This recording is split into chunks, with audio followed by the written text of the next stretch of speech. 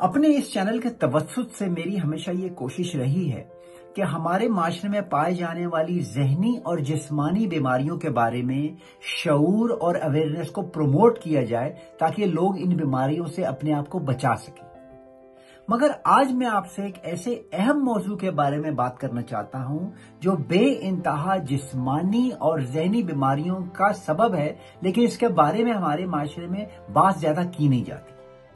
ये इशू है first cousin marriages का इशू, यानी कि जब फर्स्ट कजन्स आपस में शादियां करते हैं। इस बात में कितनी हकीकत है कि फर्स्ट कजन मैरिजेस के नतीजे में बाज बच्चे इंतहाई सिवियर किस्म की मेंटल और फिजिकल डिसेबिलिटीज के साथ पैदा होते हैं। बाज बच्चे इंतहाई माजूर हो जाते हैं और जिंदगी भर सफर करते हैं। इस बात में कितनी हकीकत है कि इन चीजों को प्रिवेंट किया जा सकता है। वीडियो को एंड तक फॉलो कीजिए। अपने सवाल और कमेंट्स पोस्ट करना मत भूलिए।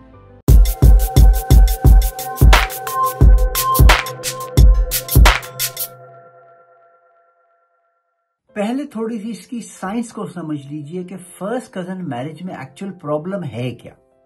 ऐसा क्यों होता है कि फर्स्ट कजन मैरिजेस के नतीजे में पैदा होने वाले कुछ बच्चे माजूर होते हैं और कुछ बच्चे ठीक पैदा होते हैं। हमारी बॉडी सेल से बनी हुई है, खलियों से बनी हुई है। एवरेज ह्यूमन बॉडी के अंदर 37 ट्रिलियन सेल्स होते हैं। हर सेल के अंदर मुख्तलिफ चीजें पाई जाती हैं जो आपकी सेहत के लिए और आपकी जिंदगी को बरकरार करने के लिए इंतहाई अहम है। सेल के अंदर पाई जाने वाली इन अहम चीजों में एक बहुत अहम चीज है जिसे हम क्रोमोसोम्स कहते हैं। हर सेल के अंदर 46 क्रोमोसोम होते हैं, यानी कि 23 पेयर होते हैं। क्रोमोसोम्स जीन से या डीएनए से बने होते हैं। हर सेल के अंदर 20 से 25,000 जीन्स पाई जाती हैं। ये जीन्स ही हैं जो आपकी फिजिकल कैरेक्टरिस्टिक्स को डिटरमिन करती हैं। आपके बालों का रंग, आंखों का रंग, आपकी बॉडी कितनी प्रोटीन बना रही है, आपको कौन सी बीमारियां हो सकती हैं, आपकी सेहत किस नहज पे जाएगी, ये सब हमारी जीन्स ही हमारी बॉडी के लिए डिटरमिन करती हैं, इसका तयन करती हैं कि हम आगे चल के कैसे चलेंगे और हमारे जो कैरेक्टरिस्टिक हैं वो कैसे डिटरमिन हो रहे हैं। हर जीन डोमिनेंट भी हो सकती है और रिसेसिव भी।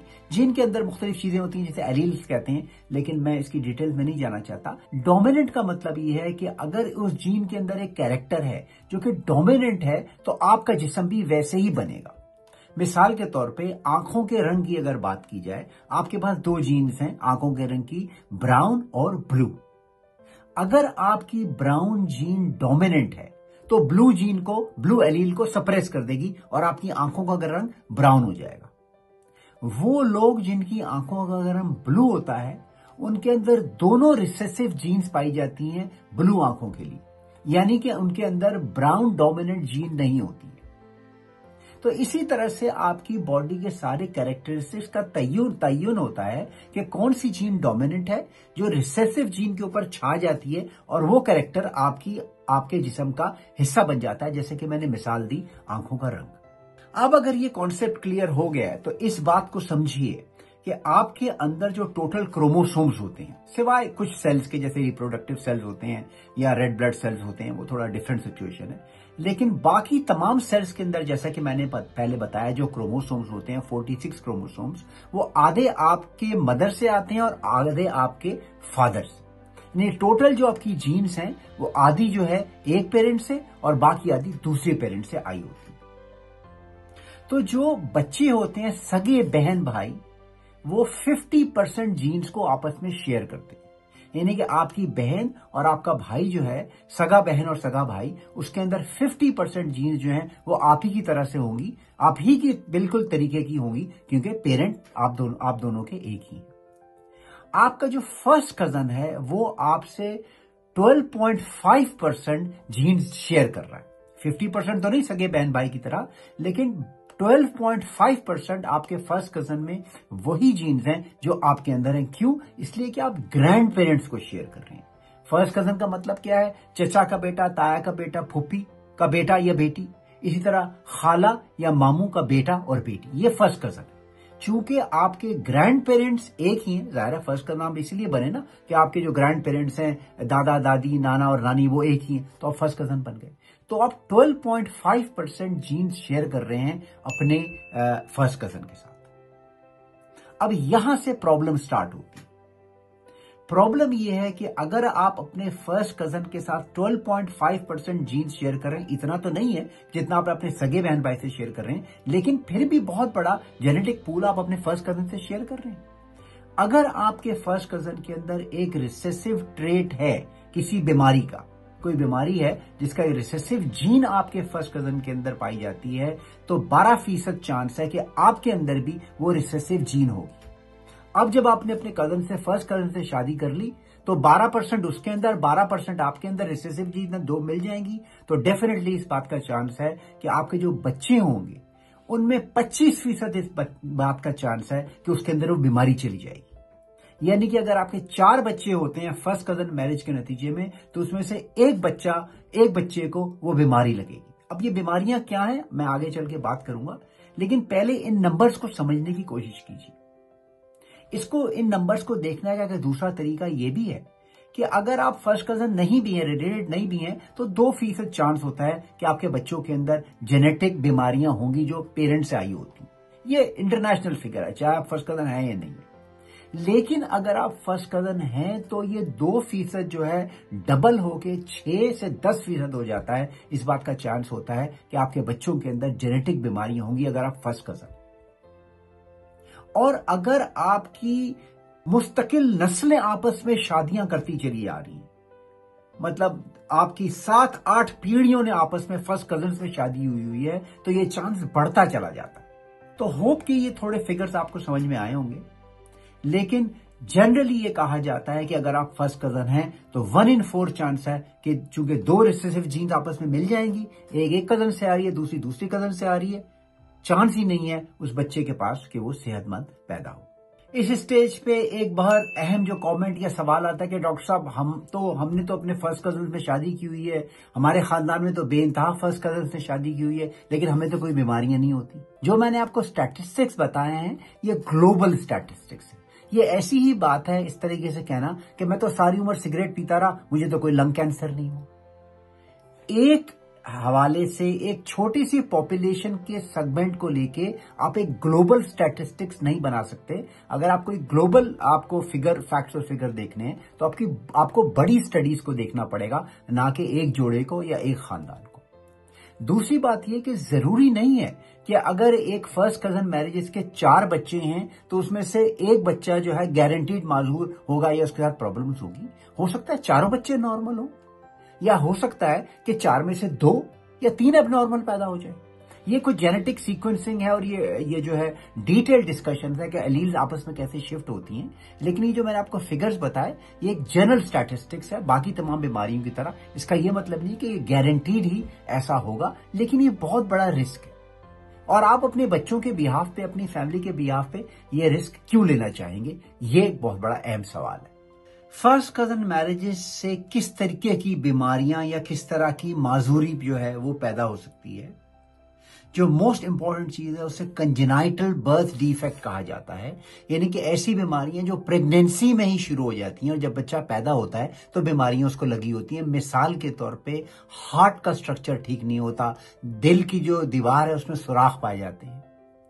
इसी तरीके से जो स्पाइन जो होती है, बाज बच्चों के अंदर स्पाइनल डिफॉर्मिटी होती है, उनकी स्पाइन ठीक नहीं होती, वो ठीक तरह से चल नहीं पाते। लिम्स, अपर या लोअर लिम्ब डेवलप नहीं हो पाते तो बच्चों के अंदर मोबिलिटी डिस्टॉर्ट हो जाती है। इसी तरीके से बाज बच्चे सुन नहीं पाते, देख नहीं सकते। तो ये तमाम स्ट्रक्चरल एबनॉर्मलिटीज, क्लेफ्ट लिप जिसे कहते हैं, कान नहीं डेवलप होते, आंखें नहीं डेवलप होती, ये कंजेनाइटल डिफेक्ट जो है ये फर्स्ट कजन मैरिजेस के अंदर ज्यादा कॉमन है। दूसरी अहम चीज है लर्निंग डिसेबिलिटीज और कॉग्निटिव फंक्शंस, मतलब बच्चे का ब्रेन नहीं डेवलप होता।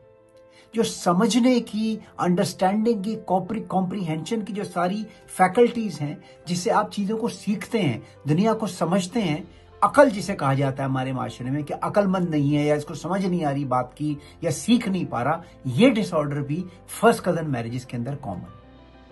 बच्चे स्कूल में जाके पीछे रह जाते हैं, क्लासों में फेल होते रहते हैं, सीख नहीं पाते, वो चीजों को अंडरस्टैंड नहीं कर सकते। ये बहुत एक कॉमन चीज जो है पाई जाती है फर्स्ट कजन मैरिजेस के नतीजे में।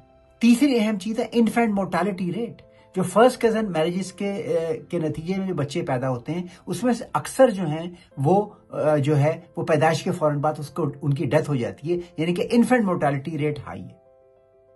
अक्सर जो है प्रेगनेंसी पूरी नहीं हो पाती और जो है मिसकैरेज हो जाता है, या कुछ लोगों को अबॉर्शन करानी पड़ती है फर्स्ट कजन मैरिजेस के जो बच्चों के अंदर डिफेक्ट होते हैं उसके नतीजे में। तो ये ऑब्वियसली तमाम सीरियस इश्यूज हैं जिनको हमें कंसिडर करना चाहिए।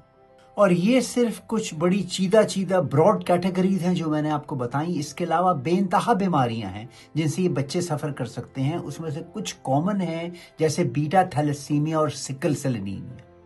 सिकल सेल एनीमिया एक ऐसी बीमारी है जिसके अंदर आपके रेड ब्लड सेल्स जो हैं वो एबनॉर्मल शेप के होते हैं, जिससे इन बच्चों को सीवियर दर्द और पेन रहता है और इनके ऑर्गन वो डैमेज हो जाते हैं। इसी तरह सिस्टिक फाइब्रोसिस बहुत कॉमन है ये फर्स्ट कजन मैरिजेस के सिलसिले में। सिस्टिक फाइब्रोसिस के अंदर आपके फेफड़े, आपके लंग और आपके जो डाइजेस्टिव सिस्टम है यानी कि ग़िज़ा की जो नाली और स्टमक है उसके अंदर थिक म्यूकस बिल्ड हो जाता है। ये बच्चे सांस नहीं ले पाते, सफ़र करते हैं जो है सांस की मुख्तलिफ बीमारियों से। कुछ और बीमारियों की, रेयर बीमारियों को एक लंबी लिस्ट है। मिसाल के तौर पर ज़ीरोडर्मा पिगमेंटोसा। इस बीमारी के नतीजे में ये बच्चे जो हैं वो सूरज की रोशनी को बर्दाश्त नहीं कर पाते और इनकी जेल्द और आंखों को डैमेज हो जाता है। इसी तरीके से न्यूनेटल डायबिटीज मेलाइटस, पहले 6 महीने के अंदर इन बच्चों को डायबिटीज हो जाती है। प्राइमरी माइक्रो इंसेफेलोपैथी, इनका ब्रेन जो है वो छोटे से साइज का होता है। लाइजोसोमल स्टोरेज डिजीज, जिसके अंदर ये बच्चे अपने जिस्म में पैदा होने वाली वेस्ट प्रोडक्ट को ब्रेक नहीं कर सकते और इनकी बॉडी को सीवियर डैमेज होता है।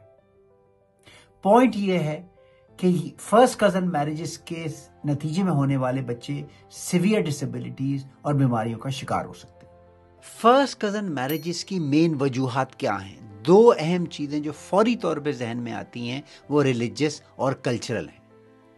अमूमन तौर पे लोग खानदान में शादी करते हैं ताकि जी खानदान की दौलत खानदान में ही रहे, खानदान की इज्जत खानदान में ही रहे। हम तो ऊंचे खानदान से हैं, हम किसी नीचे खानदान से मिक्स नहीं होना चाहते। हम अपने ब्लड को, अपने खून को इम्प्योर नहीं करना चाहते। कुछ लोग खासतौर पे मिडिल क्लास या लोअर मिडिल क्लास वाले जो फैमिलीज हैं वो अपनी बेटियों को जहेज ज़्यादा नहीं दे सकते और उमूमन तौर पे ये समझा जाता है कि ख़ानदान में ही अगर शादी कर दी जाएगी तो ये बात छुप जाएगी या ज़्यादा इससे बदनामी नहीं होगी। हमारे माशरों में इस बात की भी रीएश्योरेंस होती है ख़ास तौर पे बेटियों के वालिदैन के लिए कि अगर आप ख़ानदान में शादी करेंगे तो हो सकता है कि अगर बेटी के साथ या मैरिज में कोई प्रॉब्लम्स हो तो उसको ख़ानदान के ज़रिए हल कराया जा सकता है, बड़ों को बीच में डाल के। जायदाद को प्रिजर्व करने के लिए भी फर्स्ट कज़न मैरिजेस होती हैं। उसके अलावा उन माशरों में जहाँ बहुत ज़्यादा आज़ादी ना हो लोगों को मिलने जुलने की, वहाँ पे चूंकि ख़ानदान में ही थोड़ी बहुत मिलने जुलने की आज़ादी होती है, वहाँ पर भी ये कॉमन चीज़ होती है कि फ़र्स्ट कज़न्स आपस में मिलके शादी को प्रेफर करते हैं। तो ये मुख्तलिफ कल्चरल और सोशल और रिलीजियस जो है इसकी वजूहात हैं। मेरा इस वीडियो का मकसद ये है कि हम अपनी आइंदा नस्लों को प्रोटेक्ट करें, कपल्स को प्रोटेक्ट करें, क्योंकि इन बच्चों को जब बीमारियां होती हैं तो ये कपल्स के ऊपर भी, मैरिजेस के ऊपर भी बहुत बड़ा स्ट्रेस है। फाइनेंशियल स्ट्रेस है, सोशल स्ट्रेस है, साइकोलॉजिकल स्ट्रेस है। और सबसे बड़ी बात यह है कि हम चाहते हैं कि हमारी आइंदा आने वाली नस्लें इंटेलिजेंट हो, उनके अंदर अंडरस्टैंडिंग की, कॉम्प्रीहेंशन की, IQ की प्रॉब्लम्स ना हो, ताकि हम आज की दुनिया में उन बड़ी कौमों से मुकाबला कर सकें जो इंटेलिजेंस से में आगे जाके दुनिया को कॉन्कर करने की और दूसरे प्लैनेट्स को कॉन्कर करने की बात कर रही हैं। इस मैसेज को आगे फैलाइए, अपने ख्यालात को कमेंट सेक्शन में मेरे साथ ज़रूर शेयर कीजिए। Thank you.